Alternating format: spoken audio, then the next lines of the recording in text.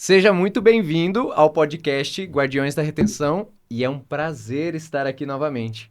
Como vocês sabem, nessa temporada eu estive dando o meu lugar, passando o meu lugar para o Arthur, né, que está tocando de forma excepcional, venho acompanhando os podcasts e, claro, sempre a Retemax fazendo um conteúdo de qualidade para você, trazendo cases, trazendo histórias e também o viés educacional. É um prazer mais uma vez estar presente nesse podcast. Esse podcast que vai ser incrível, porque é uma área que eu gosto, o financeiro, né? Só que nós vamos conversar também sobre pecuária, sobre outras áreas, outros âmbitos e também sobre mentalidade empresarial. Recebo aqui Frederico Nadaf. Frederico, é um prazer receber você na Retemax, no nosso humilde estúdio. Né? Você teve a oportunidade ali. Hoje eu também tive o prazer de conhecer um pouco o seu negócio, né? Saber um pouco como que você atua. Mas, por favor, fale um pouco quem que é o Frederico e qual é a empresa que atua aí hoje ajudando os pecuaristas do Mato Grosso do Sul. Miguel, primeiro quero agradecer o convite. Estou muito feliz de estar aqui.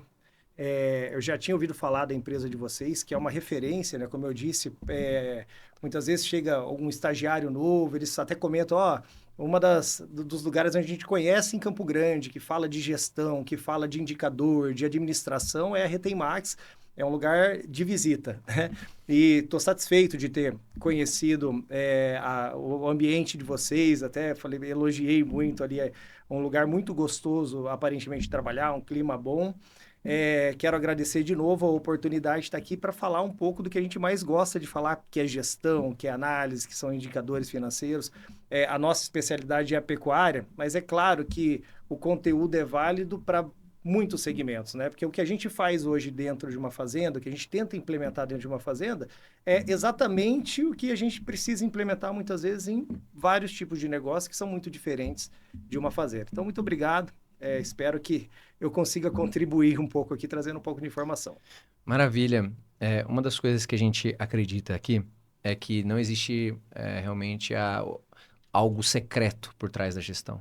Muitas vezes, na maioria das vezes, inclusive, o arroz com feijão bem feito, todos os dias, com consistência, vai ajudar. Né? E eu gostaria muito que a gente falasse sobre esse arroz com feijão na gestão realmente do ambiente da pecuária, tá? E também um pouco da desenvoltura que a pessoa que faz essa gestão tem que ter, seja ali o dono, seja ali o gestor por si só, tá? Mas antes eu gostaria muito que você contasse um pouquinho sobre a sua trajetória, né? Até a gente conversando nos bastidores aqui, você comentou, né, que você foi um pouco atípico da sua família. Eu não perguntei para você por que exatamente zootecnia. Eu acho que vai ser bem legal esse contexto. Tá, vou fazer um resuminho da minha história aqui então. Eu venho de família de pecuaristas, né? Então, os avós dos dois lados, tanto o lado paterno quanto o lado materno, sempre tiveram fazenda, sempre tiveram boi, e é claro que isso gerou muita afinidade, interesse pela área. Eu tinha meu arreio, tinha meu cavalo, né? Ia para a fazenda com meu pai desde criança e sempre quis ser veterinário, né? A intenção era ser veterinário. Mas quando cheguei ali prestes a fazer a escolha definitiva mesmo, qual a profissão, né? Qual vestibular eu vou prestar, aí eu conheci a zootecnia e achei que a zootecnia tinha um pouco mais a ver com o que eu queria, né? Que envolvia um pouco mais o manejo, a gestão e um pouco menos a ideia que eu tinha até anterior, que claro que mudei isso com o tempo, de o veterinário ser um médico de bicho, né? Hoje eu vejo veterinário trabalhando com gestão, sendo empresário, então cada vez menos eu acho que a profissão que você escolhe define o que você realmente vai fazer, né?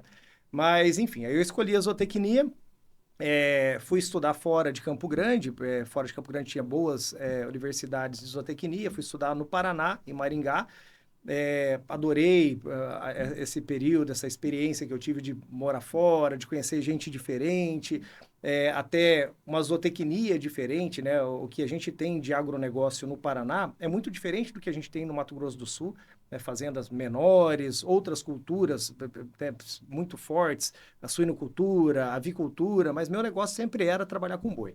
Bom, aí formei em Maringá, voltei para Campo Grande, até eu tive um período de. Assim, na minha faculdade você tinha 6 meses onde você podia escolher fazer um estágio, se você já tivesse apresentado a sua monografia e tal. Eu escolhi isso, já apresentei a monografia antes, tive um período ali para para fazer estágio. Nesse período, tentei montar um negócio em Campo Grande de pão de alho. Não tinha pão de alho em Campo Grande, estava te contando, né? Tive um sócio na época e a gente começou a vender pão de alho em Campo Grande. Estava adorando fazer isso.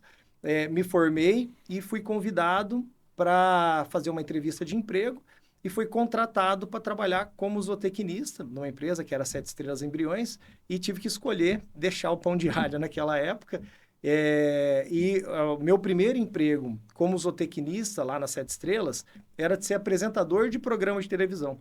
Então, muito diferente do que eu sempre pensei para mim na vida, né? E aí a carreira foi andando, fui trabalhar no segmento de ração, né? Na indústria de alimentos, fui trabalhar no frigorífico, voltei para Maringá a trabalho, depois fui morar no norte do país e acabei tendo uma oportunidade de voltar para Campo Grande, trabalhando na indústria de alimentos, já começando a gerar um interesse de mudar de carreira, de fazer uma transição de uma carreira executiva para uma carreira empresarial. Estava me preparando para isso, fui demitido da empresa e foi o momento, não sei se por iniciativa própria, naquele momento eu faria isso, porque a gente fica se preparando, mas talvez passa o resto da vida se preparando e não faz, né? Então teve essa motivação, mas aí eu fui demitido, fiz um compromisso pessoal de resistir a qualquer proposta que eu pudesse receber. Como eu trabalhava na área comercial, conhecia, né, muita gente, tinha um bom networking, mas mesmo assim eu resisti a algumas propostas porque eu estava decidido que eu teria uma carreira empresarial. Até assim, a empresa que eu estava pensando em montar, a ideia dela, que já era a Nadac, não existia o nome ainda, mas era essa consultoria, vinha no final dessa minha carreira executiva, eu comecei a apresentar algumas palestras e fiz um compromisso pessoal que sempre que eu trouxesse uma informação técnica, como eu trabalhava com ração, sal mineral, eu ia fazer uma conta, uma análise financeira. E porque eu sentia muita falta disso na pecuária. A gente sabe que se você usa um aditivo, uma vitamina, uma tecnologia, muitas vezes isso vai incrementar a produtividade. O boi vai engordar mais, a vaca vai reproduzir mais, mas qual que é o resultado financeiro disso? Então, aí nas minhas palestras eu comecei a mostrar essa conta do resultado financeiro e eu via que o interesse do pecuarista estava muito mais na conta financeira, muitas vezes, do que nos benefícios produtivos, técnicos, né? E tinha muito pouca informação dessas análises financeiras. Eu falei, pronto, está aqui o meu negócio. Então, aí fui estudar, fui aprender sobre isso, muito pouca informação sobre análise econômica de pecuária no mercado. Tem pouca literatura. Existe, por exemplo, o Instituto Integra, que eu sou muito grato, são meus amigos contemporâneos lá de Maringá, que tem um benchmark, que tem um pouco de informação sobre isso, mas não tem muitas outras opções de conteúdo fora o Integra. Tem um pouco sim, mas é limitado. E eu fui procurar o que tinha e comecei a desenvolver a metodologia da Nadac de agir nas fazendas com uma espécie de mudança de mentalidade, né? De profissionalizar a fazenda, né? De começar a trazer para a fazenda um pouco de indicadores, de número, de um cálculo de resultado. Por exemplo, né? Em 100% dos projetos que a gente começou, as fazendas não tinham segurança absoluta da quantidade de gado. Sempre tem uma dúvida na quantidade. Gado é caríssimo, né? Se faltar ou sobrar ali 50 cabeças, 30 cabeças, isso vale uma fortuna. Imagina, muitas vezes o registro que era feito não era o suficiente para você ter um inventário bem feito do rebanho que você tinha ali naquele momento, fora para o quanto eu gasto na fazenda, o quanto eu estou produzindo, né? Qual é o tamanho da minha dívida e como que eu vou pagar isso. Então, tinham vários problemas ali para resolver e aí a gente começou a desenvolver uma metodologia sobre isso e estamos aí, completamos 5 anos de empresa, uma empresa jovem, né? Completamos em dezembro do ano passado e, graças a Deus, hoje atuando em alguns estados, estamos com a carteira de clientes bem cheia lá na Nadac. Que legal. E para começar assim, para a gente poder desbravar um pouco sobre esse tema, será que você conseguiria dimensionar em 3 pontos principais quais são as maiores dores do pecuarista que reflete na gestão dele? Você acredita que você consegue trazer pelo menos 3 pontos? Eu acredito que sim. Vamos lá. Uma primeira dor, né, que é a conscientização, né? Será que minha fazenda gera resultado? Que ela gera lucro? Porque, como eu disse, boi é caro, né? Gado é um negócio muito caro. Um boi vale 6, 7 mil reais quando é vendido. Imagina, são vendidas centenas numa fazenda, muitas vezes, milhares, né? Dependendo do porte da fazenda por ano. Isso gera um faturamento muito alto, né? E uma sensação muito boa de faturamento. Só que o custo também é muito alto. Para você repor aquele boi que foi vendido, você tem que comprar um bezerro, que também é caro. Você tem que transformar aquele bezerro em boi.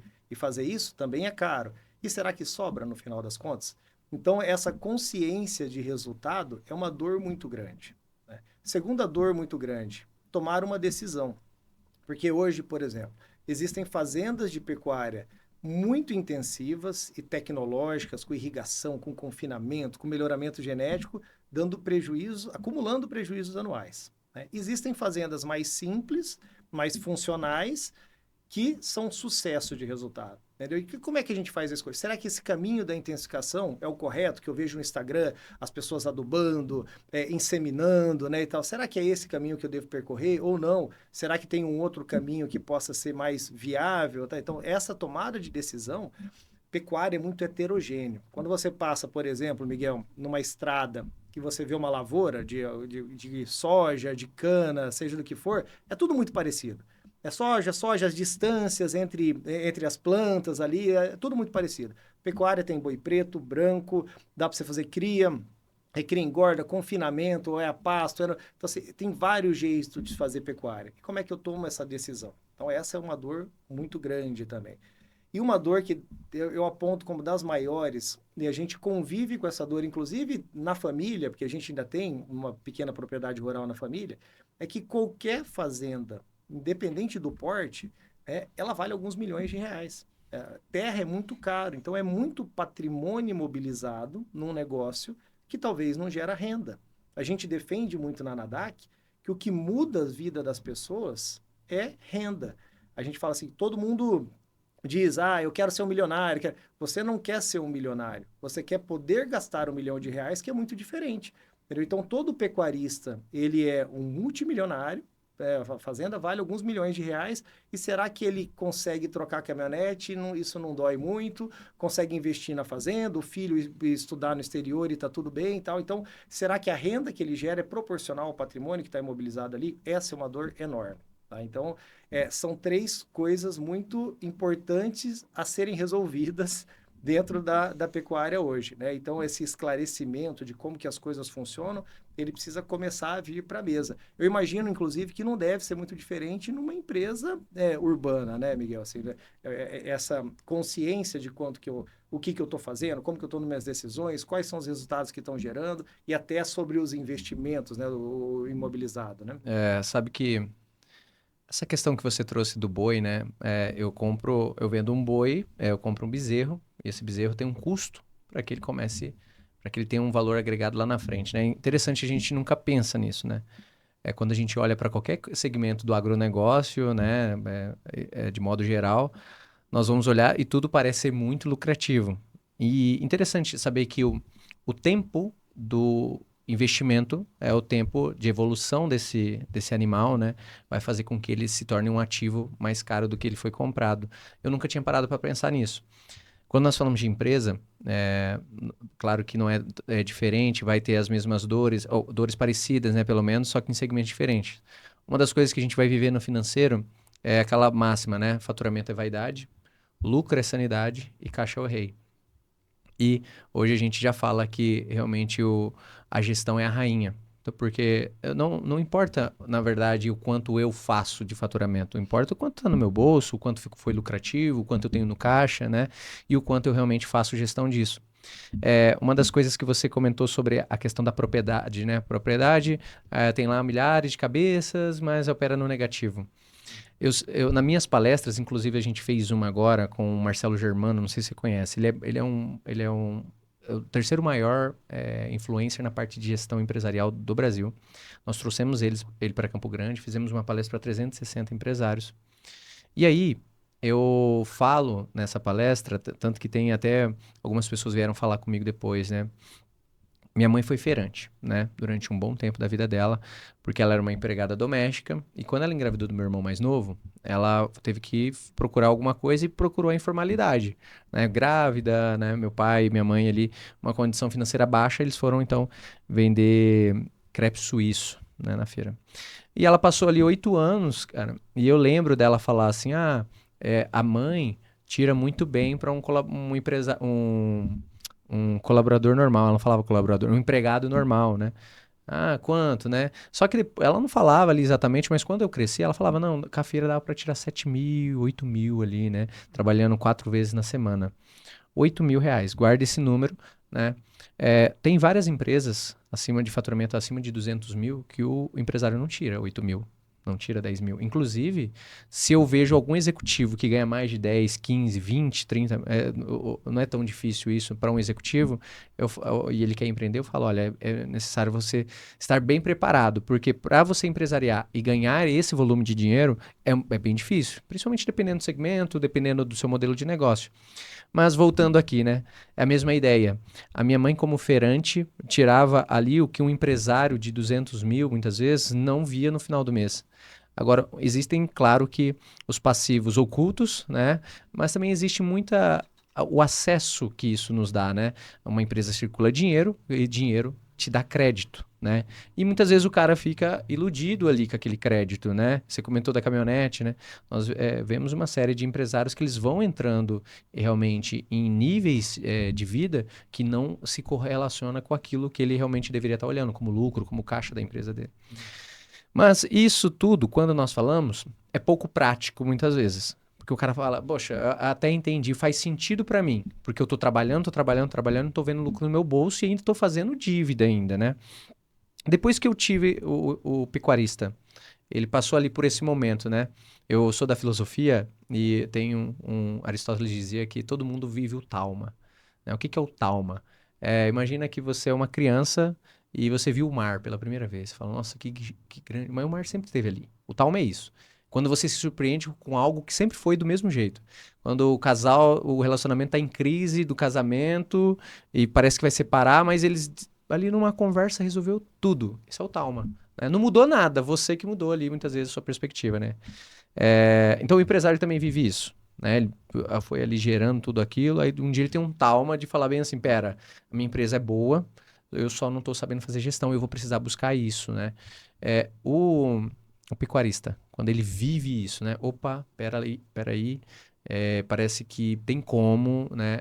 Isso aqui ser feito da forma certa e tudo mais. Eu acredito também a nova geração que vem, né? Agora trazendo um viés diferente, né? De gestão ali de fazenda, e etc. Esse Talma, quando chega lá, chega mais para você os que estão conscientizados antes do problema ou depois do problema? Qual que é a medida mais ou menos assim que você percebe que é o cara que chega falando, ô Frederico, eu preciso de ajuda? Chega todo tipo de gente, né? Assim, todo tipo, todo perfil de empresário, de pecuarista, mas chega mais quem já está tendo alguns sintomas de que as coisas não estão indo bem. Né? Mas muitas vezes, como isso não está tão esclarecido, né? São só sintomas. Quais são os sintomas? Por exemplo, de repente o rebanho começa a diminuir. Entendeu? E rebanho, você começa a consumir o seu patrimônio para sobreviver, né? Para ir pagando as contas e tal. Isso é lento. Como eu disse, a pecuária ela fatura muito. Então, até você ter essa consciência de que você está no balanço negativo, né? Gastando mais do que faturando, não é tão fácil você perceber isso. Ou, de repente, você está arrendando um pouquinho. Hoje, por exemplo, no nosso estado, o eucalipto entrando muito forte, você começa a ser assediado por um negócio que você não vai trabalhar, que vai te entregar uma renda recorrente ali, com um contrato. Nossa, por que que eu vou continuar com a fazenda? Sintoma, né? Uma dívida que vai aumentando, dificuldade de investir na fazenda. Peraí, eu acho que eu preciso de ajuda. Entendeu? Então, geralmente é isso. Mas esses sintomas, eles são lentos. Principalmente porque as fazendas, geralmente, elas têm um bom porte, como eu disse, principalmente financeiro, né? De fluxo de dinheiro, né? De venda e como. Então, parece que na safra que vem, quando eu vender esses bois que estão aqui engordando, eu vou resolver esse problema, porque vai entrar 1,5 milhão no caixa e aí eu consigo me organizar. E não é assim, porque você vai ter que gastar, né? E se você está no balanço negativo, de alguma forma você vai ter que sair daí. uma maneira geral, assim, Miguel, pecuária é um excelente negócio. Ele é um negócio muito promissor para o futuro. Imagina, alimento, carne, uma matéria-prima super valorizada, né? Assim, cada vez mais, né? As pessoas gostam de carne de qualidade, vão consumir mais proteína. É muito promissor, é um bom negócio, é líquido, então isso traz segurança. Se eu quiser vender todo o rebanho da minha fazenda em 2 semanas, eu consigo fazer isso, porque tem muita liquidez, tem boas características. Mas para um número, uma fração pequena de pecuaristas hoje, infelizmente. Uma fração muito grande não consegue ter de lucro real, de gerar caixa, os 8 mil que você comentou. Infelizmente, mesmo muitas vezes com um patrimônio imobilizado enorme, gigantesco. Aí aquela sensação, sabe, de que se eu vender tudo, colocar no banco 1%, eu vou viver muito melhor, na praia tá... Isso incomoda muito o pecuarista. Entendeu? Então, aí que entra a gestão e entra a NADAC, muitas vezes num primeiro momento de conscientização, peraí, por exemplo, como que a gente faz dentro do nosso método? Diagnóstico, como vocês devem fazer aqui também, primeira coisa, um diagnóstico. Né? Aí depois do diagnóstico a gente consegue identificar o que está comprometendo essa renda, o que está comprometendo esse resultado. Será que é um custo muito alto? Será que é baixa performance do rebanho? Será que é falta de escala? Né? Então, qual que é o problema desse modelo de negócio pecuário aqui? Diagnóstico. Depois do diagnóstico, dá vontade de começar a agir, né? Eu quero resolver esses problemas. Não, calma. Vamos definir primeiro quais são as possibilidades. Qual que é o modelo de negócio que é viável, que combina com o seu estilo de vida, que combina com a sua vontade de investir e tal. Quando a gente acaba esse segundo momento de ver qual que é o modelo de negócio possível para aquela fazenda, isso gera... Qual que é o termo que você usou? O Talma. O Talma. Isso gera o Talma. Fala, olha só. Olha o que a minha fazenda pode ser. E ela sempre pode ser aquilo. Nossa, adorei esse termo, Talma. Eu vou anotar essa. Ela sempre pode ser aquilo. Eu só não conhecia isso ainda. Só não conhecia esse mar ainda. E aí, esse é a grande ferramenta motivadora para transformação, para mudança de mentalidade. Ok, eu conheço, fez um diagnóstico, conheço a fazenda que eu tenho. Às vezes ela não está muito bem. Conheci as possibilidades. E agora o que eu tenho que fazer para mudar? Né? E mudar, a gente sempre fala isso, sabe? O ser humano não gosta de mudança. Mudança é desconfortável. Né? Isso não é que é particular do fazendeiro. Isso é de todo mundo. Isso é do Frederico lá da Nadac, quando eu precisei mudar algumas coisas na Nadac. Estou fazendo isso agora, por exemplo. Como eu estava comentando, que você contratei uma consultoria para ajudar a nossa consultoria externa e ele apontou um monte de defeito do meu negócio que a gente criou com o tempo e tal. E isso me incomodou demais. Mas tá claro que eu preciso mudar algumas coisas, sabe? Então, quando ele entende essa mudança, e o que motiva a mudança? Muitas vezes é esse horizonte. É a possibilidade. Por exemplo, vamos trazer um pouco de número para a mesa. É muito possível uma fazenda de pecuária entregar 1.000, 1.500, 2.000 reais por hectareano. É muito possível uma fazenda de pecuária entregar 1,5, 1,8 de taxa interna de retorno. Então, por que as fazendas entregam, na média, 200, 300 reais por hectareano, 0,5, 0,4 de taxa interna de retorno? Por que tem uma fração grande que é negativo? Entendeu? Então, assim, existe uma possibilidade, e ainda mais quando você trabalha com commodity, talvez diferente de algumas empresas que vocês acompanham aqui, você não tem desafio comercial. O que você produzir, você vai vender. Você ligou lá para o frigorífico, você vendeu. E isso é um facilitador, outra qualidade da pecuária como negócio. Imagina, se você tem uma fábrica de sapato, ou seja do que for, fala assim, o nosso desafio é produzir num baixo custo, porque o que produzir vai vender. É assim que é uma fazenda. Então, o desafio é você conseguir produzir o máximo possível dentro de um custo adequado, gerando uma boa margem, porque você não tem um desafio comercial. Problema disso, quem impõe o preço é o mercado. Então, o pecuarista ele não escolhe a que preço ele vai vender. Ele vende tudo que ele tiver, mas quem vai botar preço no produto que ele está fazendo é o mercado, que aí vem um outro problema. Legal, por falar nessa questão de... Explica para nós, empresários, né? Alguns não devem saber. Eu tenho conhecimento porque eu sou de pesquisar. Mas o que é arroba do boi gordo? Quando estamos assistindo o jornal, né? Quando a gente acorda ali domingo de manhã e assiste ali as notícias, o que é arroba do boi gordo e o que interfere nisso? Porque é uma cotação igual uma bolsa, né? Eu, quanto cidadão comum, o quanto eu devo me importar com isso também? O que é o arroba do boi gordo, né? Assim, uma fazenda de pecuária produz principalmente 2 produtos. Pode ser uma fazenda de cria que produz bezerro, que ele vai vender esse bezerro para alguém que vai engordar esse bezerro, né? Então, essa segunda fazenda é uma fazenda de engorda. Tem fazenda que faz o ciclo completo. Ele tanto tem as vacas que produzem o bezerro e ele engorda o seu próprio bezerro, né? Então, o que é a arroba do boi? A arroba do boi é o produto que você gera dessa fazenda de engorda, né? Quando você vende um boi em pé, e aí ele vai para o frigorífico ele aproveita desse boi, grande parte desse boi é aproveitado, só que ele paga para o pecuarista, né? Ele, por exemplo, não paga diretamente o couro, os miúdos, a cabeça, tal, mas ele paga a carcaça do boi. E essa carcaça é pesada, né? E a unidade de medida do peso dessa carcaça, ao invés de pagar assim, eu vou pagar para você 250 quilos de carcaça do seu boi. Não, ele paga 18 arrobas. Geralmente um boi gordo pesa 18, 19, 20, 21 arrobas. Então, a unidade de medida para pesar, para mensurar o quanto que você está entregando para o frigorífico de carcaça é a arroba do boi.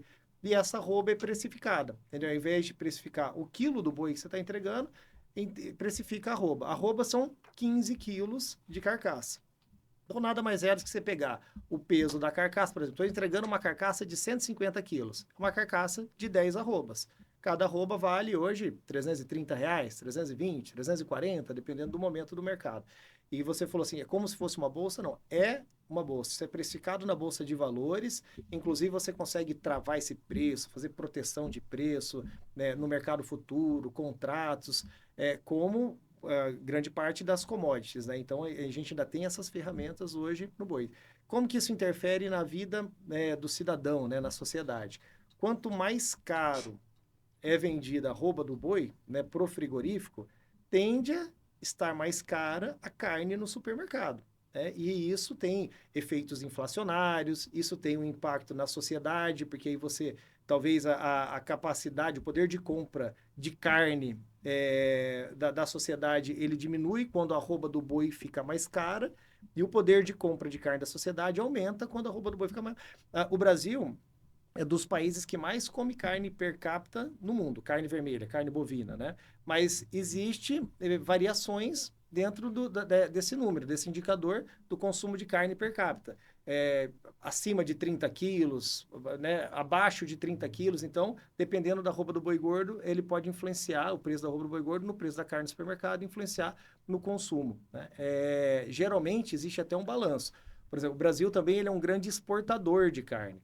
Então, muitas vezes, a arroba do boi gordo até não está tão cara, mas grande parte da carne produzida está saindo do Brasil, fica menos carne dentro do Brasil, isso também pode pressionar o preço da carne para cima, né, fica mais caro para o consumidor. Então, infelizmente, quanto melhor para o pecuarista, né, a carne ficando, pode ter um preço isso para o consumidor. Isso não é uma matemática reta, direta, porque existem existe a margem de lucro do varejo, quanto que o supermercado vai colocar de lucro, né? Existem os estoques, então é claro que é uma complexidade aí dentro. Mas quando a gente olha lá no Globo Rural, ou seja onde for, a arroba do boi gordo subiu, caiu, ou talvez o impacto vai ter é porque a carne pode subir ou cair. Interessante. Diferente de alguns outros negócios, né? Na verdade, de vários outros, eu imagino que a gestão de pecuária é tudo a médio e longo prazo. Eu não consigo, a percepção que eu estou tendo, tá? Eu não consigo ter grandes mudanças a curto prazo. O olhar do gestor realmente da pecuária, ele é de médio e longo prazo mesmo? Ou vamos supor, eu contratei a Nadac, eu já consigo amanhã já ter novas atividades que vão realmente já mudar meu negócio? Ô, Miguel, você vai ficar até surpreso. Mas olha como é que é a gestão da pecuária, na média, né, padrão. Muitas vezes, a mão de obra que a gente tem lá na fazenda é uma mão de obra muito simples. E muitas vezes, os registros que são possíveis de ser feitos nas fazendas, principalmente os registros de produtividade, quanto que meu boi engordou, quantos bezerros nasceram, né, que peso que ele nasceu, uma caderneta que fica no bolso ali de um funcionário, muitas vezes, infelizmente, né, semi-analfabeto, com dificuldade de escrever, né, e tal. Aí bota a caderneta, chove, molha tudo. Então, assim, diferente também da agricultura, hoje na pecuária a gente tem pouca automação. Está melhorando muito. Estão desenvolvendo câmera 3D para pesar boi lá no pasto, né, com imagem, drone para contar. Já vai vir, né? Mas aí a gente ainda tem um pouco menos, né? Essa tecnologia ela está ainda em desenvolvimento. Então, para você ter uma qualidade de registros, para você conseguir fazer indicadores, fazer gestão, é um desafio muito grande. Por exemplo, na NADAC a gente prega que, no mínimo, o gado de engorda da fazenda seja pesado a cada 3 meses para que a gente possa mensurar a produção. Existe uma resistência cultural de pesar o gado. Não, se eu vou pesar, esse gado é um trabalho a mais na fazenda, ele emagrece quando eu levo... Então, assim, eu tenho vontade de ter gestão, de ser profissional, mas eu ainda não mudei muitas vezes minha mentalidade pela disciplina, pelas novas rotinas que eu vou ter que ter na fazenda para fazer os registros, tudo certinho. Até assim, a parte financeira é mais fácil, né? Quanto eu gastei, dinheiro que saiu, dinheiro que entrou, tal, esses registros são mais fáceis. Geralmente, eles estão na mão do dono ou de alguém do escritório ali que resolve e tal, isso está mais fácil.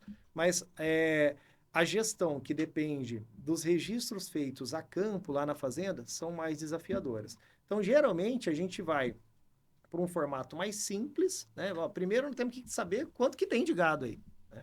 Depois, nós temos que saber o básico, né? Por exemplo, quantos bezerros nascem e tal.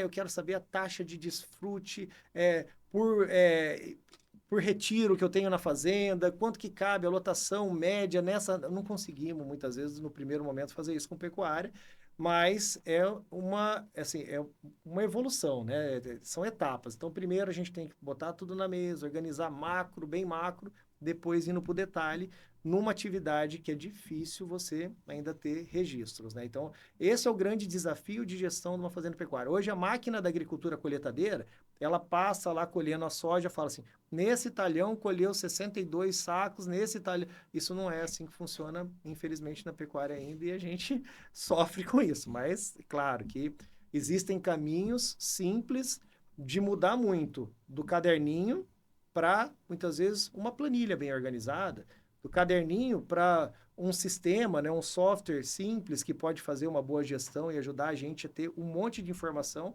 que vira um tesouro para tomar as decisões corretas, né?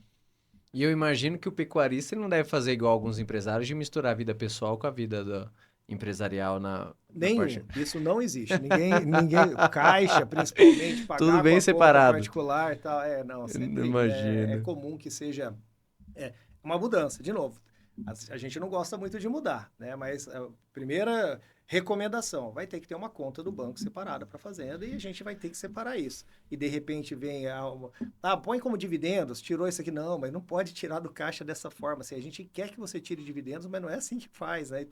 Então, é mudança de mentalidade. Eu acho que é isso que a gente está falando aqui, né? Assim, de ter uma transformação num ambiente muito promissor.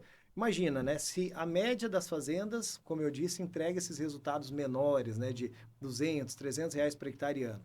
Se ela tem potencial de entregar 1.000 que seja, né? Fazendas de pecuária. Imagina quanto dinheiro só o nosso estado do Mato Grosso do Sul não está deixando em cima da mesa.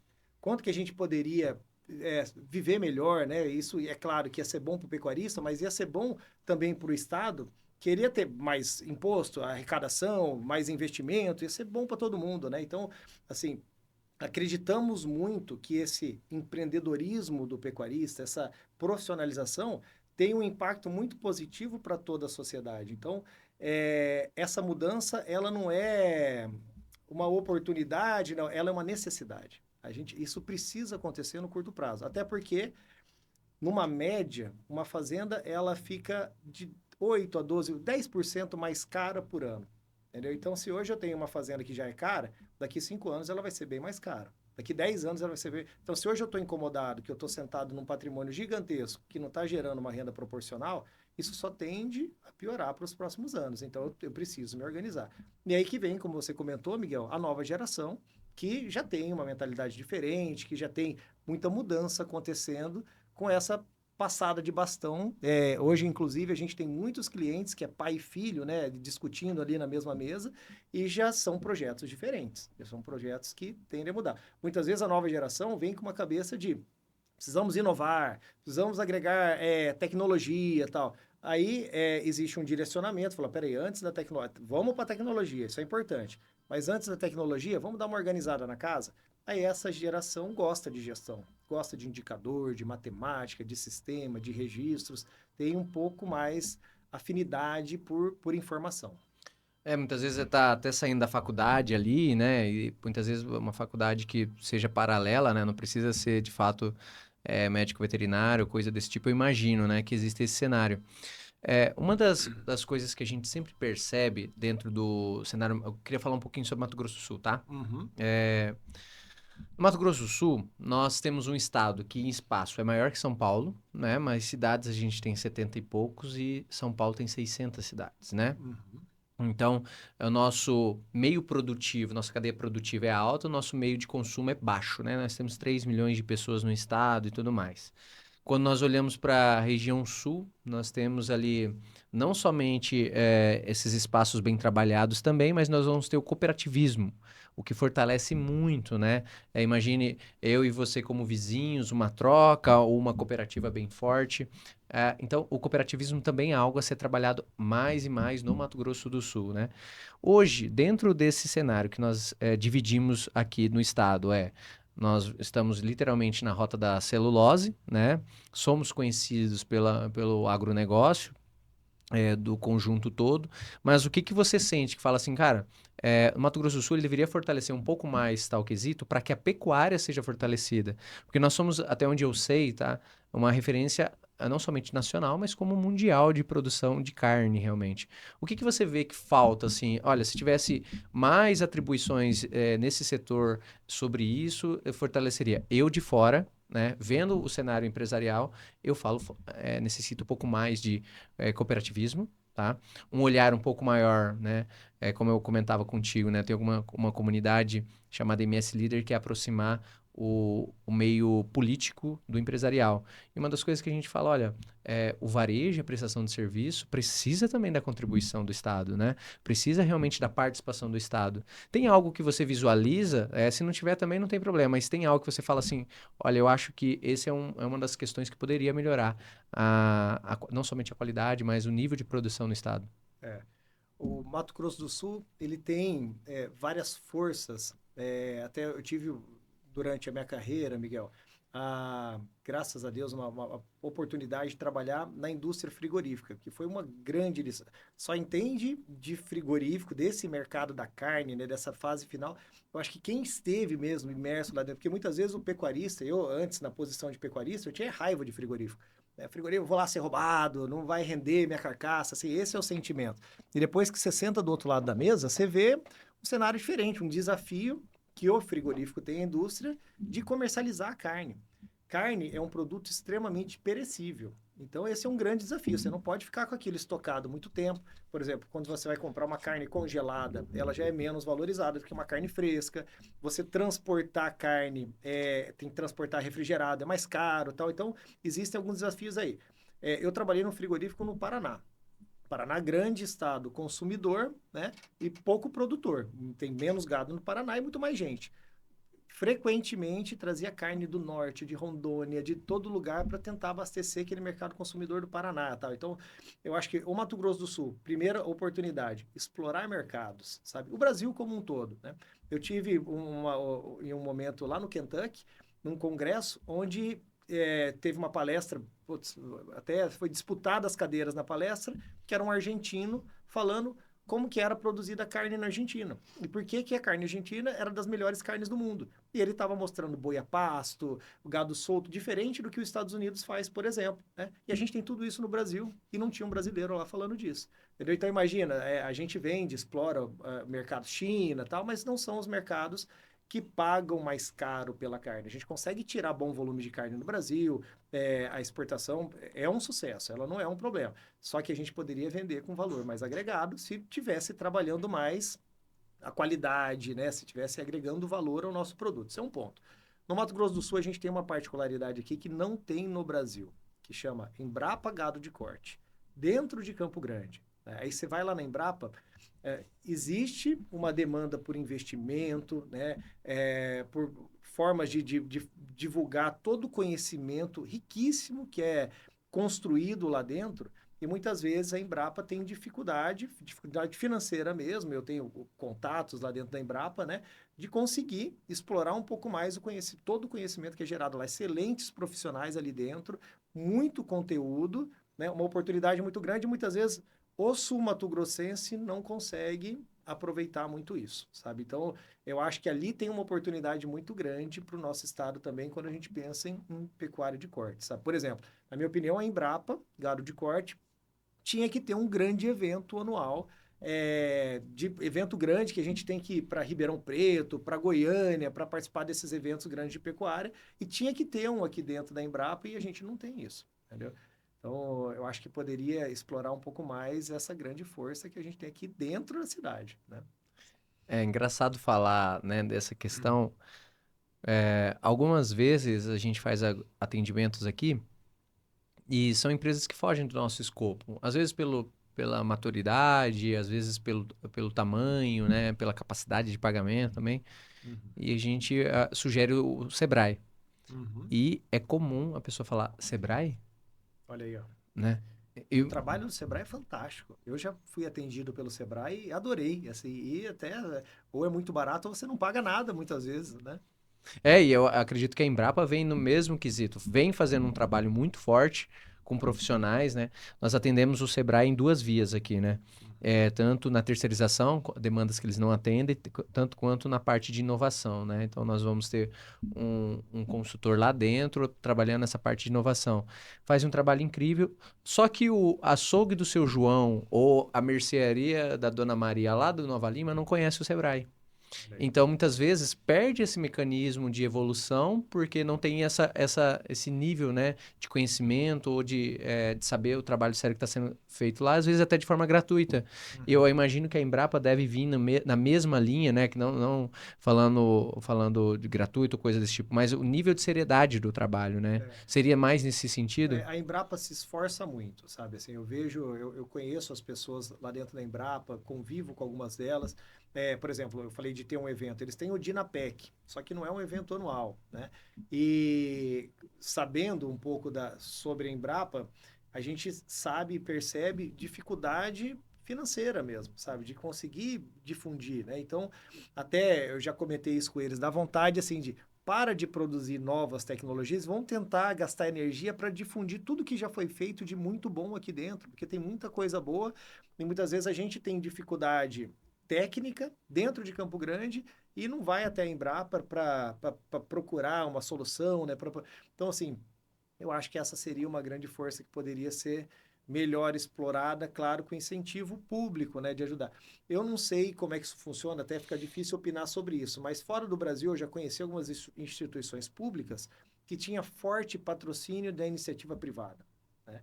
Eu não sei, talvez a nossa burocracia atrapalhe isso, tal, mas eu sei que a iniciativa privada tem interesse e tem dinheiro.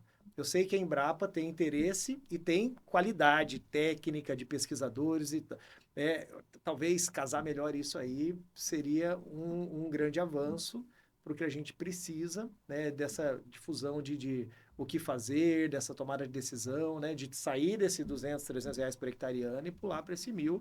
Se isso acontecer, como eu disse antes para você aqui, Miguel, o número que eu tenho, não sei se é mais ou se é menos, eu sei que é um monte, que são 54 mil fazendas de pecuária de corte dentro do Mato Grosso do Sul. Claro, vários portes, né? Uhum.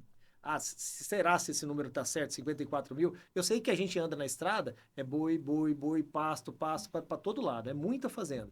Imagina essas fazendas entregando um resultado muito maior. Por exemplo, se você for andar na estrada agora, você vai ver um monte de pasto rapado. Isso é falta muitas vezes de planejamento, de técnica, de investimento, e a gente poderia ter alguém ajudando mais nisso, né? Então, acho que temos na mesa aí uma grande oportunidade a ser explorada. Existem mudanças acontecendo com certeza, mas tem muito mais coisa a ser feita. Nossa, é interessante você falar isso, né? Sabe que dentro do nosso estado existe uma distância social, até mesmo porque o nosso estado ele é muito grande, então a distância geográfica também cria distâncias sociais, né? Não tem como, é muito diferente você olhar, claro que não comparando de forma alguma, mas você olhar um país como o Japão, que é hiperpopuloso, as pessoas elas têm que aprender a conviver com o outro, né? Uhum. E o estado do Mato Grosso do Sul ele é muito espaçado, vamos dizer assim, né? Então isso vai criando dificuldades em criar pontes. No âmbito rural, né? Eu falo de forma geral, você acredita que esse distanciamento existe também entre os pecuaristas ou eles são uma comunidade mais unida? Como que você enxerga isso? Existe distanciamento sim, mas existe uma mudança acontecendo, né? como você falou do cooperativismo, a gente vê algumas associações, por exemplo, a Associação do Novilho Precoce. É uma associação que tem crescido muito aqui dentro de Campo Grande, né? As ações que tem feito, por exemplo, o Sindicato Rural. Então, assim, existe uma mudança acontecendo, mas ainda existe um distanciamento. O pecuarista, por tradição, sempre foi um pouco mais independente, né? Sempre olhou muito da porteira para dentro, o que estava acontecendo dentro da família, dentro da fazenda dele, e a gente não vê na história a formação de muitos grupos dentro do nosso estado, né? Por exemplo, no Paraná, quando tive a oportunidade de trabalhar lá, várias cooperativas enormes, Coamo, Cocamar, né? E tal, a gente não vê tanto isso aqui no Mato Grosso do Sul ainda, mas eu vejo uma mudança acontecendo no curto prazo. Nossa, esse exemplo da Associação do Novilho Precoce é excelente. O trabalho que eles têm feito recentemente, até os números que eles apresentam de crescimento, de número de associados, tal, são exponenciais, sabe? Assim, o quanto eles cresceram no curto prazo. Então, acredito que as pessoas estão enxergando isso, né? Poxa, por exemplo, eles têm um grupo de compra de insumos. Olha o quanto isso pode ser forte, né? Para todo mundo, até para quem está vendendo o insumo, né? Falta só organização. Hoje, com as novas ferramentas que a gente tem de WhatsApp, de nuvem, de várias ferramentas que a gente consegue se comunicar muito melhor, eu tenho certeza que isso acelera esse processo de união, né? Sabe que eu estive com o Jaime Verhoek, né? E aí nós conversando sobre o ambiente de negócios de modo geral no Mato Grosso do Sul.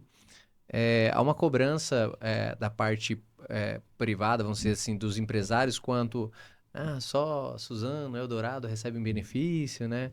É Uhum. claro que esses benefícios são uma contrapartida de tudo que vai fazer, né? Vou mudando de assunto aqui. Mas o Jaime falou uma coisa interessante. a- Essas empresas, quando elas vêm, o contrato amarra eles em uma certa porcentagem de insumos, de mão de obra ou de produtos que eles têm que consumir dentro do estado. Se eles apresentam um relatório explicando que, olha, a gente não conseguiu aqui essa capacidade, muitas vezes, de alguma engenharia de produzir tantas casas que a gente precisa, da venda de tantos móveis quanto a gente está precisando aqui, eles têm direito de procurar fora do estado, né? E uma das coisas que o Jaime falou foi isso.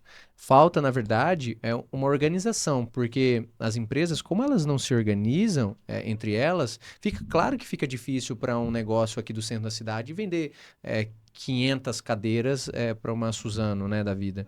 Então, se tivesse talvez 3 dessas lojas unidas para poder fazer essa venda, né, poder facilitar, baratear o frete, tudo, toda essa questão facilitaria a venda. Só que realmente isso também vai acontecer desse lado aqui, né, desse lado empresarial, aqui urbano, vamos se dizer, né? E mudando de assunto, você comentou, né, que quando você é pecuarista, você sente raiva ali do frigorífico, né? Eu atendi alguns frigoríficos, né? Só que pequenos. E aí eles têm raiva dos grandes, né? Eu vou compartilhar isso com você, ver se como é que funciona Sei isso. muito bem disso. Sabe bem O disso, né? pequeno tem raiva do grande, o pecuarista tem raiva do frigorífico. Sempre foi essa a dinâmica, né? E realmente, sabe, assim, muita coisa aconteceu na história que gera essa aversão do pecuarista ao frigorífico. Por exemplo, o pecuarista vende o boi dele para o frigorífico e muitas vezes ele vende a prazo. E o frigorífico, muitas vezes, ele pode ter um problema lá, isso já aconteceu na história de quebrar e não conseguir pagar.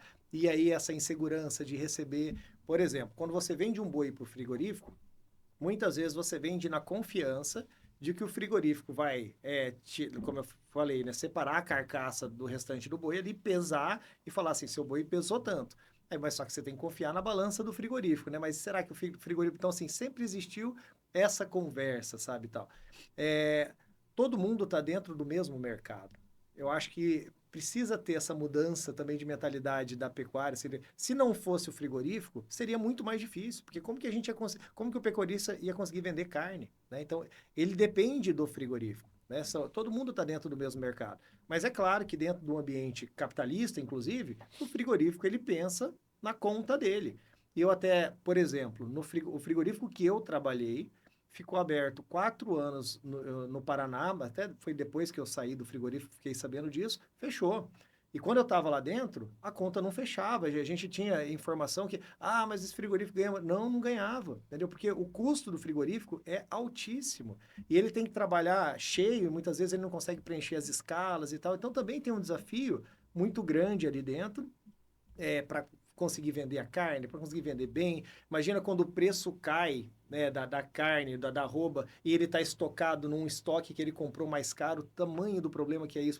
Então, assim, também tem um desafio muito grande ali dentro. Então, acho que a gente tem que mudar um pouco essa mentalidade, quando a indústria é quem ganha o dinheiro, né? Aí a indústria muitas vezes fala, quem ganha dinheiro é o varejo, é o supermercado, porque a margem está lá, não está comigo, tá? Então, é uma conversa antiga, mas que precisa mudar, precisa mudar. O pecuarista ele tem que entender que está todo mundo dentro do mesmo mercado, assim, a gente tem que trabalhar junto, produzir uma carne de qualidade boa para que ela seja bem vendida, né, bem explorada fora do Brasil, como eu já comentei, isso só pode ajudar todo mundo.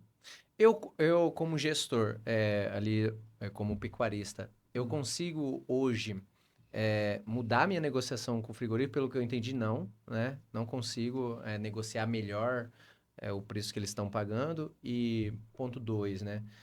Depois desse trabalho, como que o frigorífico que eu sempre vendi a tal preço, ou a tal qualidade, ele começa a mudar a percepção dele? É só olhando a carne mesmo, ou existe alguma forma de eu vender melhor essa carne? Existe, sabe? Hoje tem alguns programas de qualidade de carne, onde você alcança, por exemplo, alguns critérios que o frigorífico estabelece, por exemplo, marmoreio, acabamento de carcaça, quando tem mais gordura na carcaça, idade dos animais, quando os animais são muito velhos, tende a ter uma carne de menor qualidade, né? O frigorífico prega isso. Então, ele tem alguns critérios de avaliação, e quando você cumpre esses critérios, você tem uma bonificação. Então, existe sim hoje alguns programas de carne de qualidade, alguns selos, né, que você pode ter, selos que você pode exportar essa carne com rastreabilidade, com cota Hilton. Então, existem oportunidades sim. E isso cada vez mais, isso é crescente no Brasil. Por exemplo, você, Miguel, você, o lugar onde você compra carne hoje é o mesmo lugar que você comprava há 15 anos atrás? Não. Mudou, né? Eu também, entendeu? Então isso mudou para muita gente. Você está comprando carne um pouco melhor, não tá? Tá. Mudou também, entendeu? Então eu acho que existe uma mudança acontecendo por uma demanda de mais qualidade. Né? Isso tem um preço e é claro que o pecuarista está atento a isso. Tá? Por exemplo, hoje eu falei com uma pessoa de Goiás que a gente está precisando comprar novilha meio sangue Angus para um cliente de São Paulo, que ele não está conseguindo comprar isso em São Paulo e tal. Aí eu conversei, ele falou, Fred, raridade. Não está tendo esse produto, que é um produto que tende a ter uma carne de muito mais qualidade, e hoje você não acha. Hoje é muito caro você comprar esse animal, uma novilha meio sangue Angus no mercado. Tanto que tá crescente essa demanda por qualidade, sabe? Isso vai mudar o jogo. Essa descomoditização da carne, né? Ela tende a começar a acontecer. É claro que ainda, isso demora, o grande volume ainda é comoditizado, ainda é preço do mercado, mas como nossos exemplos aqui, o nosso perfil de consumo, né, de carne mudou, entendeu? E de muita gente mudou. Tem razão, sabe que eu venho de família simples, né, como eu estava contando, Uhum. mas os meus pais têm um critério elevadíssimo para carne mesmo, tanto que eu aprendi isso, inclusive. Me vê 1 quilo de tal carne, bife, um dedo. De grossura, né? E eu Uhum. lembro de antigamente você comer muito bem, aquele que parecia um chinelinho Havaianas bem antigo, de tão fininho, Exato, né? quanto mais fininho, melhor, muitas vezes, para ficar mais macia a carne, né? A carne melhorou, né? A Melhorou. gente, na minha família, a gente fazia questão de comprar carne no interior ainda, que era mais barato e tal, tudo isso foi mudando. A gente vai querendo mais qualidade. Para um monte de coisa, para café, por exemplo, né? Cada vez mais a gente quer tomar um café melhor, já vai mudando o perfil de consumo, e eu acho que é uma tendência da sociedade, né? Uma boa tendência, né, Miguel? Que a gente vai tendo acesso a mais qualidade, né? Sabe que tem uma comunidade, eu sou presidente de uma comunidade chamada Brasa Club, né? Uma comunidade de empresários, né? Existe um critério de entrada, mas para que essa comunidade se reúne? Só para comer churrasco e tomar chopp, né? Ah, não sei se eu passo no critério, mas você podia me fazer um Não, convite pois já para tá essa convidado. Já tá convidado. E É. aí é muito legal. Assim, poxa, tem uma galera muito legal, sabe? Tem, por exemplo, empresários tipo o Douzan, da Solurb, né? O Lúcio do Colégio de Estado. Uma galera muito legal. E Uhum. aí eu sou presidente desse movimento desses caras, né? E olha só, você falou isso aí da carne. Nós comprávamos carne num supermercado que é referência o açougue deles aqui, né? Só que, claro, é mais caro, né? Uhum. E aí nós fomos para outros fornecedores que ofereceram parceria, né? Que são açougues especializados, de renome e tudo mais, mandavam em caixas para nós, né? Pessoal, opa, mudou a carne? Agora, meu amigo, olha só como é que é as coisas. Durante muito tempo a gente comprou do mesmo açougue no supermercado. Uhum. E aí, esses caras vieram e fizeram, vamos fazer uma parceria? A gente manda nossas caixas, aí você comenta que somos nós que estamos fornecendo, e daí vamos dar um desconto, e beleza, vamos fazer. E aí, na hora que o cara ia comer, ele falava, mudou a carne? Mudou Olha a só. carne?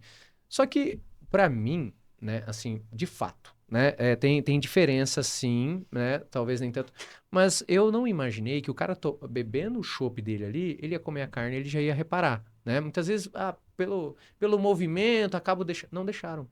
Tivemos que voltar para o antigo fornecedor, Olha aí. por causa do nível da carne. E aí é engraçado, porque tem churrascarias aqui que, seja lá depois que a gente saiu de alguma reunião, né? Os empresários, eles até falam, não, churrascaria tal lá, eu tenho gosto de algodão, aquela carne, né, e tudo mais. Aí a gente acaba optando por churrascarias com um valor muito mais agregado, porque a carne realmente tem um sabor diferente. E essa ideia, né, começa lá num ciclo onde eu não imagino, que é o ciclo onde você está mexendo, onde você está trabalhando, que é a base, né? A começar pela mentalidade desse pecuarista, para que lá na ponta, o cara que está comendo essa carne, seja na nossa comunidade, seja nessa churrascaria, ele vai exigir. Você tem razão, né? E é Isso começa engraçado, na isso eu não tinha base reparado. mesmo, sabe, Miguel? Por exemplo, lembra que eu falei que tem fazenda que produz o bezerro e tem fazenda que engorda o bezerro, né? E desde a hora, do momento de você escolher, né, qual touro você vai usar para produzir aquele bezerro, bem antes de ele ser, né, é, antes da inseminação ali e tal, você já está escolhendo pensando muitas vezes em qualidade de carne. Aquele touro, ele agrega marmoreio de carcaça, ele agrega um volume maior de carne no posterior, por exemplo, as carnes nobres no bovino, tá mais pro posterior, né? Picanha, coxão mole, o contrafilé mais no dorso ali, mais patinho, o coxão duro, tá? Alcatra, tudo mais posterior. Então, quanto mais carne tiver ali atrás, melhor, mais valorizado. Tá? Então, isso é pensado desde a base. Aí depois, esse bezerro foi... Hoje, por exemplo, existe muita ciência provando que desde a gestação da vaca, você já começa a produzir uma carne de qualidade. Nossa. Porque se essa vaca for bem alimentada no momento certo, tal, esse bezerro tende a desenvolver um padrão de carne muito melhor. Então, assim, isso é feito lá na base, já é feito lá na base. E essa questão aí, se a vaca for bem tratada, ouvir música, é verdade que isso aí vai melhorar? Cara, a gente tem um cliente, eu até faço questão de falar o nome dele aqui. A gente tem que tomar cuidado para falar o nome do cliente, mas esse eu tenho liberdade para falar. Que chama Agropassion, o grupo. A carne chama Bife Passion. Ele tem uma loja em São Paulo, eles têm também uma rede de hamburgueria em Brasília e tal. E lá na fazenda dele, desde as fazendas, tem 4 fazendas aqui no Mato Grosso do Sul e uma em São Paulo. Nas fazendas do Mato Grosso do Sul, no manejo, que é feito no curral, toca uma playlist de música clássica. Essa mesma playlist que toca no manejo do curral aqui no Mato Grosso do Sul, que toca lá no confinamento o dia inteiro, com os animais sendo baixinho e tal, né? Mas toca, é a mesma que toca no dia do abate, lá no frigorífico. Para os animais eles se acostumarem com aquele ambiente, com aquele, vários outros cuidados de ter sombra, de manejar corretamente e tal. Tudo isso tem influência na qualidade de carne, até, por exemplo, essa carne desse cliente, não estou puxando o saco, não. Essa é a melhor carne que eu já comi na minha vida. Assim, até é uma carne que você nem passa muito ela. Come bem, eu gosto de carne mal passada, mas que ela pode ser até um pouco mais mal passada, porque ela é excelente, assim, sabe? Então, existe sim, por exemplo, os bons tratos, um bom ambiente, o conforto, o bem-estar animal tem influência tanto na produtividade quanto na lucratividade e também na qualidade da carne. Isso é certeza, isso é pesquisa, isso é comprovado. Eu vou falar um negócio pra você. Eu acredito, né? Eu não sei por que cargas d'água eu tive interesse por estudar essas coisas, né? Alguma parte da minha vida. Eu sempre gostei muito de estudar. Mas o Mato Grosso do Sul ele é muito favorável pela terra mais plana, né? Não tem que subir morro, isso aí ajuda, né? O estresse, né? Que o bicho também passa também vai ajudar nessa qualidade. Tem essas Com coisas, não tem? certeza, sim, sim. E pra gente ir caminhando pro fim também, eu tenho duas perguntas pra você. A primeira, nessa tratativa do animal, nessa escolha pelo insumo ou por aquilo que ele vai, a nutrição dele, você vai ajudar também? A gente não se envolve na parte técnica, né? Por mais que, por exemplo, eu sou zootecnista de formação, trabalhei com nutrição anos da minha vida. Na minha equipe tem zootecnista, agrônomo, gente que está estudando veterinária, mas a gente acaba tendo que direcionar o trabalho para a gestão e principalmente a gestão econômica. Nosso negócio é falar do resultado financeiro. Assim, a nossa meta é fazer com que a fazenda tenha uma capacidade de gerar riqueza, de gerar renda, para que todo mundo viva melhor, tanto o pecuarista quanto o funcionário dele, porque uma fazenda que dá dinheiro tem uma estrutura melhor de casas, de máquinas, um curral adequado para trabalhar, né?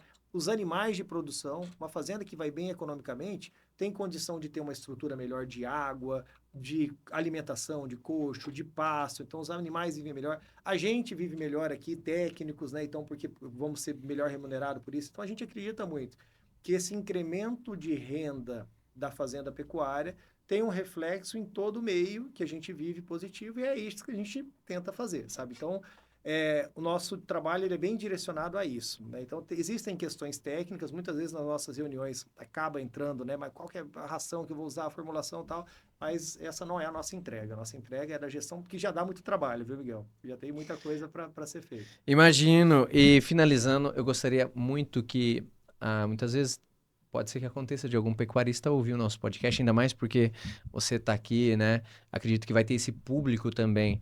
Mas é uma das coisas que a gente sempre tenta trazer para o empresário. Gostaria que você fizesse. Se eu sou um empresário, eu não tenho condição muitas vezes, ou se eu sou um pecuarista, não tenho condição agora de contratar a NADAC, né? Ou eu tenho que revisitar algumas coisas da minha empresa.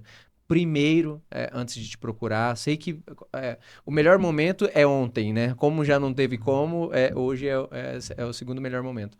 Mas o que que eu deveria me priorizar? O que que eu devo hoje olhar, hoje já, ou amanhã, já começo a olhar para poder entender a minha fazenda, a minha produção de carne, de bois ali está saudável ou não? Tem alguma coisa que você possa passar? É um excelente começo.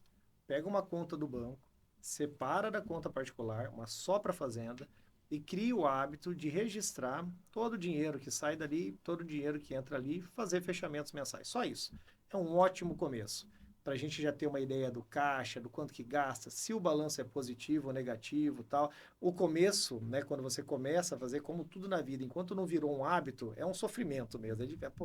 Ter que ir lá, sentar, anotar tudo, e às vezes passa tal. Existem, claro, algumas formas, por exemplo, guarda as notinhas fiscais numa pastinha lá no carro, na caminhonete, e lança tudo na sexta-feira, lá tomando um tereré, alguma coisa, tudo. Mas um primeiro excelente começo. Tem um histórico do dinheiro que você gastou e do dinheiro que você faturou. Isso numa conta separada do banco. Mas e essa história de pesar o gado, de anotar tal? Isso pode ser para um segundo momento, porque é mais difícil os registros produtivos. Mas o financeiro é mais fácil e, olha, Miguel, vou dar um chute aqui. Tem aí 80% das fazendas que não tem ideia de quanto gasta e quanto fatura no ano. Tá? É muita fazenda de pecuária. Tá? Então, assim, a gente teria que ter melhor essa referência na mesa. Eu falo isso porque quando a gente começa os projetos, e os projetos geralmente começam com fazendas que estão com a intenção de melhorar. Imagina aquela fazenda que nem pensa nisso. Né? Então, assim, são fazendas que já têm uma mentalidade diferente, né, de estar procurando uma consultoria e tal. Aí a gente começa, então, ok, você tem um histórico aí dos últimos 6 meses, nós vamos ter que começar do zero. Ou tem um histórico mal feito, porque era misturado com o particular, porque eu esqueci de anotar o maio e o abril aqui, que eu dei uma relaxada e tal. Então, esse é um bom hábito. Isso é difícil para o pecuarista fazer muitas vezes, porque tem que mexer no Excel, ou tem que tal. Coloca o filho dele para fazer isso, coloca alguém mais novo ali, um filho de um funcionário, e paga uma bonificação para ele para fazer isso, porque é uma informação riquíssima que já responde muita pergunta importante. O arroz com feijão, né? Arroz com feijão. Vamos começar o arroz com feijão. Depois, quem sabe, melhorando o arroz com feijão, a gente faz um bifinho ali, né? É isso. Me interessei, quero procurar a NADAC. Onde que eu acho? Como que eu falo com o Frederico? A NADAC, a gente está nas redes sociais, tem o Instagram da NADAC, então até peço para que as pessoas sigam NADAC Gestão. A gente tem também, lá no Instagram tem todos os contatos da Nadac, telefone, WhatsApp, então com certeza quem procurar vai ser bem recebido ali pela empresa, pela nossa equipe, e a gente faz questão de ajudar, viu, Miguel? Até o meu objetivo de estar aqui com você, é claro, de atender o pedido, a gente fica muito feliz e grato por estar aqui, mas uma das nossas funções, também das nossas obrigações, é contribuir com o meio, nem só com os pecuaristas, é claro, né? Eu acho que a nossa conversa também serve para muitas empresas de todo tipo de segmento. Toda empresa, essa ideia de que você registre o seu financeiro é válida, né? Vocês vivem isso, tal. Então, se o pecuarista nos procurar tirando uma dúvida, queria bater um papo, eu tive uma ideia, tal, fique à vontade. Pô, legal. Às vezes a gente não consegue responder imediatamente, mas a gente fica muito feliz em poder contribuir. Legal, legal. Eu acho que essa é uma questão bem interessante, né? Saber que eu como empresário, eu como pecuarista, posso procurar para realmente avaliar algumas questões, né? Pode ser que não seja o meu momento ali, né? De fechar uma prestação de serviço, mas é legal ouvir, conversar sobre, vocês estão abertos a isso, né? Maravilha. Frederico, muito obrigado mesmo pela sua presença. É um prazer poder falar de gestão e numa área totalmente atípica para mim, né? Eu permeio ali, mas é de uma forma muito distante, né? E realmente ter alguém com a sua capacidade técnica, com a sua história, realmente é maravilhoso, tanto para minha jornada quanto para quem nos ouve, tá? Muito obrigado a Retemax de forma geral e também Guardiões da Retenção. Eu que agradeço. Eu ia longe nessa conversa aqui, viu, Miguel? Tô super à vontade, gosto de conversar sobre gestão. Se tiver uma nova oportunidade no futuro, com certeza estarei aqui. Parabéns a vocês da Retemax pelo trabalho, viu? Legal, legal. Eu ia comentar aqui, ó. Não é pertinente, né? Mas eu tenho um conteúdo que sempre aparece no meu Instagram, naquele buscar assim, que é corte de carne. Eu não sei se você viu que tá viralizando muito isso. Os caras ensinam a terceira veia, do corte da picanha, do colchão duro, né?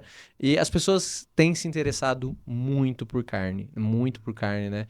Mais do que eu acho que eu acredito, porque a informação agora circula, né? Então você vir com essa contribuição é legal. Eu gostaria sim de uma outra oportunidade para a gente poder abrir mais, né? A gente consegue só ventilar alguns assuntos aqui para também não ser muito longo, mas eu acredito que seria muito legal. Você gostou dessa parte da conversa da carne, né? E ainda mais nesse horário, vai chegando perto da hora da janta, que a gente fica. Vou falar uma coisa aqui, Miguel, que fique registrado. Carne no futuro, no Brasil, vai ser muito caro, tá? Vai ser muito caro. Um boi precisa comer 10 quilos de alimento para produzir 1 quilo de carne. Um porco precisa comer 4. Um frango, 2,5 quilos de alimento para produzir 1 quilo. Um peixe, muitas vezes, 1 quilo. Então, assim, a conversão alimentar do boi, ela é pior. Mas hoje a gente tem espaço, a gente tem pasto, o boi faz isso a pasto, tal, a gente ainda consegue produzir carne com os custos e com os preços de hoje. Mas isso tende a ficar cada vez mais caro. Então, aproveitem a comer bastante carne. Eu estou fazendo isso, estou fazendo a minha parte, porque isso já aconteceu em outros países. No primeiro mundo já é muito mais caro comer carne do que aqui no Brasil. Aqui a gente tem hoje fartura, né? Oportunidade de todo mundo poder comer um pedaço Alemanha de carne. mesmo, é muita carne de porco, né? Não, para o mundo inteiro. Países que têm alto poder aquisitivo têm dificuldade, muitas vezes, de comer carne com a fartura que a gente faz no Mato Grosso do Sul, não sei se todo mundo sabe desse, a gente faz um churrasco, assa uma carne para fazer um carreteiro depois, né? Então, assim, é uma fartura de carne, a gente tem que aproveitar muito isso, e é um produto fantástico, que todo mundo gosta, e que dá trabalho para produzir, viu, Miguel? Não é fácil, não. O pecuarista é um herói de fazer o que ele faz, de ter uma fábrica ali ao ar livre, com todos os desafios. Agora está começando a fase da seca. Meu Deus, agora começa um sufoco dentro das fazendas, e fazer isso com todos os outros desafios que a gente conhece do nosso país, não é simples, não. Maravilha! Você que nos acompanha, muito obrigado pela sua presença. Foi um papo muito legal e realmente já está dando aquela fominha. Você empresário, é um prazer te ter aqui. Você pecuarista que muitas vezes chegou aqui no canal da Retemax para ouvir o Frederico, seja muito bem-vindo. Não esquece de compartilhar, não esquece de dar like, não esquece de se inscrever. O pessoal aqui do marketing já fica fazendo sinalzinho para eu não esquecer. Não esqueci e é isso aí. Nos vemos no próximo episódio. Valeu!